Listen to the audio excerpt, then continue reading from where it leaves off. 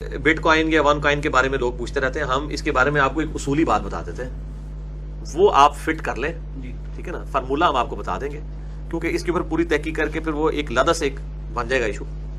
میں ڈائریکٹ اپنی ورڈنگ نہیں دوں گا، حالانکہ مجھے ان چیزوں کا پتہ ہے کافی حد تک، یہ سافٹ کرنسی جو ہے، لیکن میں یعنی اصولی بات کر دیتا ہوں کہ جو ایسی کرنسی ہے جس میں غرر ہے، دھوکہ ہے، اس کی ورتھ ایگزسٹ نہیں کرتی، نہ وہ سٹاک ایکسچینج کے اندر رجسٹرڈ ہے، اس کے پیچھے کوئی گارنٹی بھی کسی کی نہیں کھڑی ہوئی ہے، تو وہ تو فراڈ ہے۔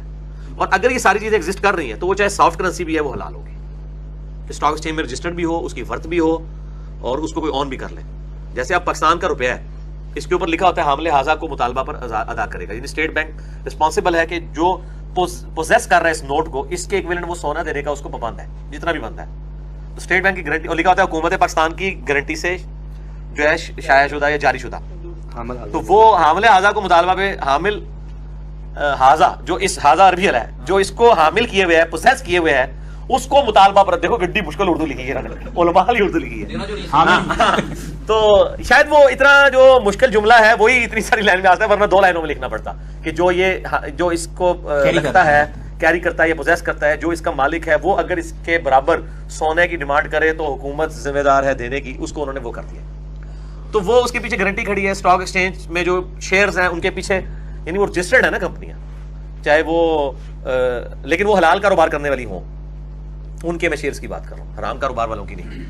تو یہاں پر بھی بس یہ کہ غرر نہیں ہونا چاہیے، دھوکہ نہیں ہونا چاہیے۔ کرپٹو کرنسی شرعاً بالکل ناجائز ہے، آپ اس کی خرید و فروخت نہیں کر سکتے ہیں۔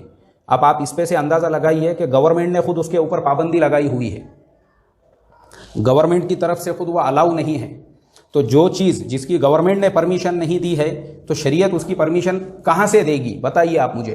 کئی عرب ملکوں کے اندر، دنیا کے کئی ملک ایسے ہیں جن ملکوں کے اندر کرپٹو کرنسی کے ٹریڈنگ کے اوپر وہاں پہ پابندی لگی ہوئی ہے۔ کیوں؟ اس لیے کہ وہ ایک دم گیمبلنگ ہے، سٹا ہے، جوا ہے۔ 5,000 روپیہ اوپر ایک دن میں، تو گھنٹے بھر میں 15,000 روپیہ نیچے، کیا ہے یہ؟ اللہ حفاظت فرمائے۔ تو اس کے لیے یہ حرام ہے، ناجائز ہے۔ کرپٹو کرنسی کے چکر میں پڑو مت آپ، چاہے بٹ کوائن ہو اور کون سا بھی کوائن ہو، کرپٹو کرنسی صراحتاً حرام ہے، ناجائز ہے۔ میرے سامنے جو ہے علماء UK اور علماء USA کے فتاوے جو ہے کھلے ہوئے ہیں، ایسے ہی ہمارے جو علماء ہند ہے انہوں نے بھی اس کے ناجائز ہونے کے فتوے دیے ہیں۔ اللہ حفاظت فرمائے۔ آج کل جو کرنٹ ایشو چل رہا ہے ڈیجیٹل کرنسی کے بارے میں، کویشچن ہے کہ اس کی کیا شرعی حیثیت ہے، اس میں انویسٹمنٹ کرنی چاہیے یا نہیں کرنی چاہیے۔ دیکھیں، یہ ایک بڑا تفصیل طلب موضوع ہے اور اس کے مختلف پہلوؤں پر کلام ہونا چاہیے۔ خلاصہ کلام یہ ہے کہ ابھی ہمارے پاس ایسے دلائل موجود ہیں جن کی روشنی میں ہم اس کو منع ہی کرتے ہیں کہ ابھی یہ جائز نہیں ہے۔ اس کی کئی وجوہات ہیں، یہ کہ حصی وجود نہیں رکھتی ہے یہ، اگرچہ اس کی یہ حقیقتاً ایک یہ موجودگی اس کی ہے، اس کا انکار نہیں ہے، لیکن حصی وجود نہیں ہے۔ اور ہماری شریعت یہ کہتی ہے جب تک فزیکلی طور پہ کسی شے کا وجود نہ ہو، باقاعدہ وہ ہمارے قبضے میں نہ آئے، ہم اس کی سیل پرچیز نہیں کر سکتے ہیں۔ اس بنیاد کی وجہ سے ہم اس کو یہ بنیادی چیز ہے جس کو منع کرتے ہیں۔ دوسرا بھی ہمارے نزدیک اس میں مسلمانوں کے اندر عرف عام نہیں ہوا۔ عرف عام کا مطلب یہ ہوتا ہے کہ کسی بھی کام کو عوام و خواص اچھا سمجھ کر اختیار کر لیں، اس کو کہتے ہیں یہ عرف ہو گیا، عرف رائج ہو گیا۔ اس میں عموم بلوہ بھی نہیں ہے۔ عموم بلوہ کا مطلب ہوتا ہے کہ شریعت کسی کام کو ممنوع قرار دیتی ہے اور عوام و خواص سب اس میں مبتلا ہو جاتے ہیں۔ اور پھر یاد رکھیں کہ یہ عرف عام ہو یا عموم بلوہ، یہ مسلمانوں کا معتبر ہے، غیر مسلمین کا نہیں۔ بہت سے لوگ اس کے اوپر یہ دلیلیں دے رہے ہیں کہ جی فلاں ملک کے اندر جائز ہو گیا، ATM مشینیں لگ گئی ہیں، فلاں ادارے اس کے ذریعے لین دین کر رہے ہیں، وہ اس کا ہمارا کیا تعلق؟ اگر وہ غیر مسلم ہے تو وہ ہمارے لیے شرعی دلیل نہیں ہے۔ تو لہٰذا اس میں بہت ہی ضروری ہے کہ احتیاط کے ساتھ فیصلہ کیا جائے۔ پھر اس کی کرنسی عام طور پر اس کی گورنمنٹ اس کی ذمہ داری نہیں لے رہی ہے۔ جیسے ہمارے یہاں جو پیپر کرنسی ہے، نوٹ وغیرہ ہیں، ہمارا اسٹیٹ بینک اس کا ذمہ دار ہوتا ہے، اس کا کوئی ذمہ دار نہیں ہے۔ آپس میں انڈیویجولی طور پر ایک دوسرے سے یہ لین دین کیا جا رہا ہے، اور اگر اس میں پیسہ ڈوب جاتا ہے، ضائع ہو جاتا ہے، تو کوئی ذمہ دار نہیں جس پر آپ جا کر دعویٰ دائر کر سکیں یا جس کے ذریعے آپ اس پیسے کو واپس کر سکیں۔ پھر ہمارے ملک میں خاص طور پہ اگر اس کو کرتے رہیں تو اس سے ملک کی معیشت بہت زیادہ نیچے آئے گی۔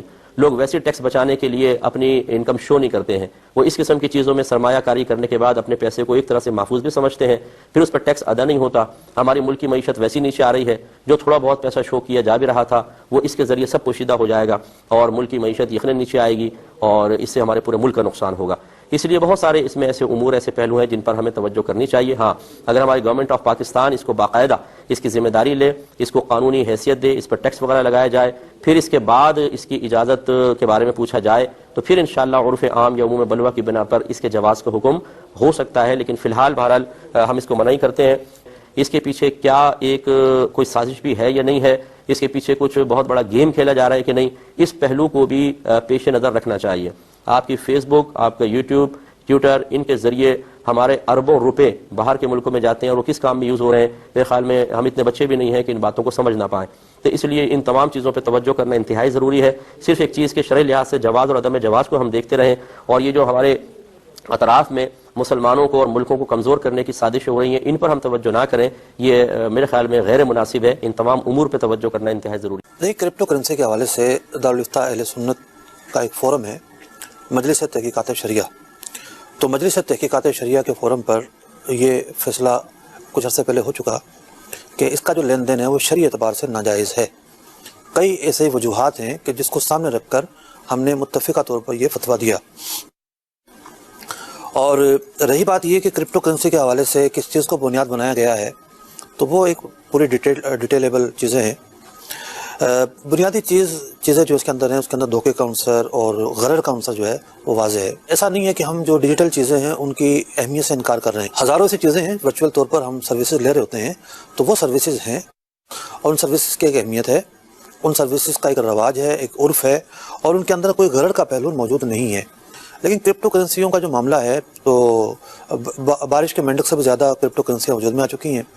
خود جب ان لوگوں سے کہا جائے کہ جناب کس پر اعتماد کریں، تو یہ کہتے ہیں جی یہ والی خراب ہیں، یہ والی اچھی ہیں.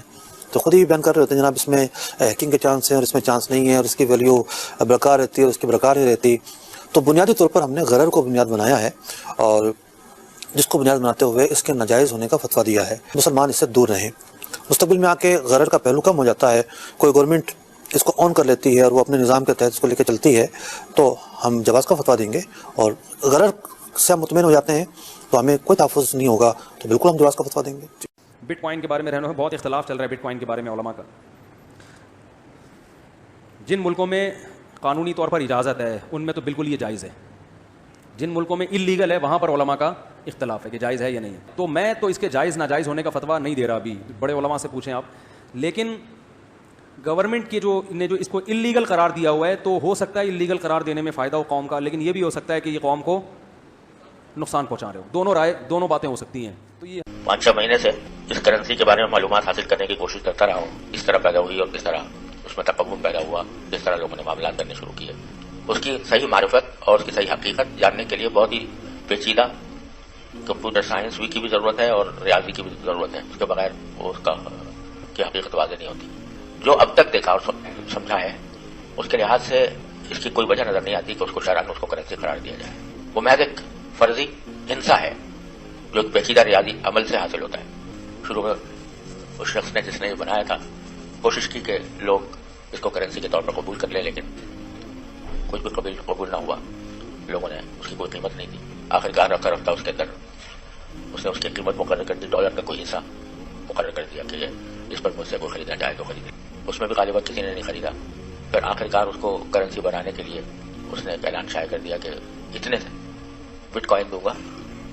مجھے تعداد یاد نہیں، کافی بڑی تعداد تھی، جو مجھے میرے گھر پر ایک پیزا پہنچوا دے کہیں سے خرید کر لیا خود. تو سب سے پہلے پیزا کی خریداری ہوئی.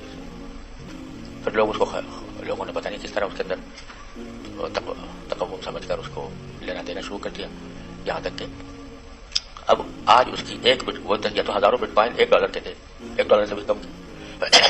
یا آج صورتحال یہ ہے کہ جو ہے ایک بٹ کوائن جو ہے وہ تقریباً $8,000 کا ہے. اور اس کی جو قیمت ہے ہر روز گھٹتی بڑھتی رہتی ہے. لوگ اس میں کرتے رہتے ہیں سٹہ بازی. تو حقیقت اس کی ابھی تک جو میں سمجھاؤں اللہ عالم، یہ اس کو مال کہنا بھی مشکل ہے، مال متقبل کہنا بھی مشکل ہے، اور اس کو کرنسی کا درجہ دینا یہ بھی سمجھ میں نہیں آتا. زیادہ تر وہ استعمال ہو رہا ہے سٹہ بازی کے اندر. اسی لیے قیمت اس کی دیکھو کہاں سے کہاں ایک دم سے کہاں پہنچ جاتی ہے، گر جاتی ہے. لوگ کسی کو نقصان ہو جاتا ہے، کسی کو نفع ہو جاتا ہے. تو ابھی تک تو اس کی کوئی مجھے شرعی حیثیت میں وہ صحیح نظر نہیں آتا کہ اس میں.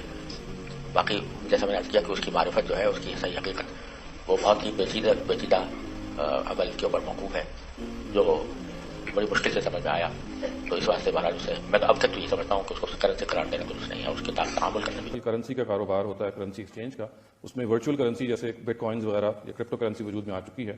تو ان دونوں کے بارے میں آپ کیا رائے رکھتے ہیں؟ جو بھی آپ کاروبار کریں اس میں صرف یہ دیکھیں کہ آپ کسی کو کوئی دھوکہ تو نہیں دے رہے، آپ کسی کو نقصان تو نہیں پہنچا رہے، آپ کوئی ایسی سرگرمی تو نہیں کر رہے جس سے کسی کی حق تلفی ہو رہی ہے، کسی کے مال کو کوئی نقصان پہنچ رہا ہے، بس یہ دیکھتے رہیے، باقی سب چیزیں بالکل جائز ہیں، کوئی معنی نہیں ہے ان کے اندر۔ جو چیزیں اللہ تعالیٰ نے واضح کر دی ہیں، جیسے سود اور جوئے کے بارے میں ایک ابہام تھا انسانوں کے ہاں، تو اللہ تعالیٰ نے اپنا ورڈکٹ دے دیا ہے کہ ان دونوں کے قریب نہیں جانا چاہیے، تو یہ چیزیں جو ہیں ان سے بچنا چاہیے، باقی ہر چیز جائز ہے۔ البتہ بعض چیزیں بحیثیت مجموعی معاشرے کے لیے نقصان دہ ہوتی ہیں، یعنی وہ فرد تو ٹھیک کر رہا ہوتا ہے لیکن بحیثیت مجموعی بعض کاروبار، بعض معاشی سرگرمیاں، وہ حکومتوں کا کام ہے کہ ان کو درست رکھیں، اس میں قانون سازی کریں، اس میں آپ کی کوئی ذمہ داری نہیں ہے۔ آپ کو صرف ذاتی حیثیت سے یہ دیکھنا ہے کہ آپ کا معاشی عمل کسی کے لیے دھوکے کا، نقصان کا، ضرر کا باعث تو نہیں بن رہا، آپ کسی کا مال غلط طریقے سے تو نہیں لوٹ رہے، آپ کسی کو فریب تو نہیں دے رہے، دھوکہ تو نہیں دے رہے۔ کاروبار نئے نئے پیدا ہوتے رہیں گے، اب ظاہر ہے کہ ہر ملک کی الگ الگ کرنسی ہے تو اس میں بھی ایکسچینج ہوگی، اس لیے کہ مجھے یہاں سفر کرنا ہے تو ایکسچینج ہونی ہے ہر حال میں۔ خدا کرے کہ لوگ عالمی حکومت کی طرف بڑھ جائیں اور ایک کرنسی ہو جائے، لیکن جب تک نہیں ہے اس کا ایکسچینج بھی ہوگا، تو اس وجہ سے ان چیزوں کے بارے میں کوئی تردد نہیں ہونا چاہیے، یہ دنیا کا عرف ہے، اس پر معاملات چلتے ہیں۔